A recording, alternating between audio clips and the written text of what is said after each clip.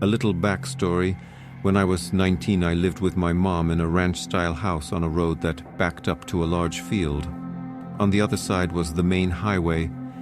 About half a mile down from me was a loony farmer, and about a mile on the other side of me was pretty much a crack house. I guess someone used to live there, but it was run down. I will say that the crackheads were pretty quiet. Other than those two houses, we were isolated. At the time I was working full-time and going to school full-time. One of my classes ended at 10:30 p.m. I often wouldn't get home that day of the week until about 11:15-ish. I was driving home one night and I noticed some guy walking down the road. He had a yellow shirt and track pants. I remember his outfit because it was stupid. It wasn't weird to see people walking down my road because of the whole crack house thing, but I instinctively looked over at him when I drove past. He turned and smiled and waved, which freaked me the fuck out. So I speed the half-mile home and pull into the driveway, weirded out. I made sure all the doors and windows were secure, and then sat on the couch to be a paranoid freak and wait to make sure the dude walked past my house. Except he didn't, and there was another guy with him, dressed in darker clothes. They actually walked up my driveway and started playing around with my car, testing the handles and stuff.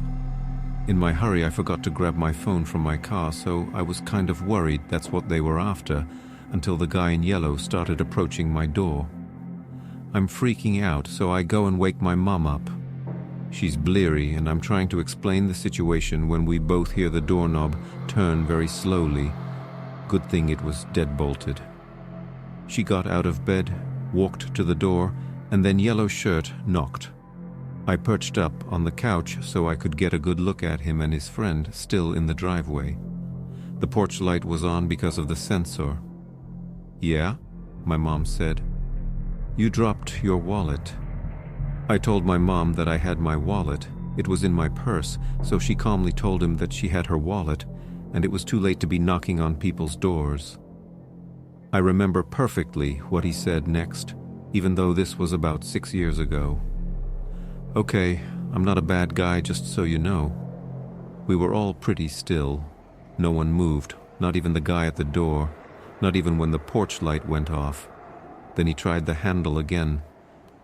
My mom told me to call the cops so she could get the gun, and I told her I didn't have my phone, so she walked to the kitchen to grab hers from the charger. She handed me the phone and walked to the bathroom, stared out the window into the backyard. Then she went to her room to grab her Ruger.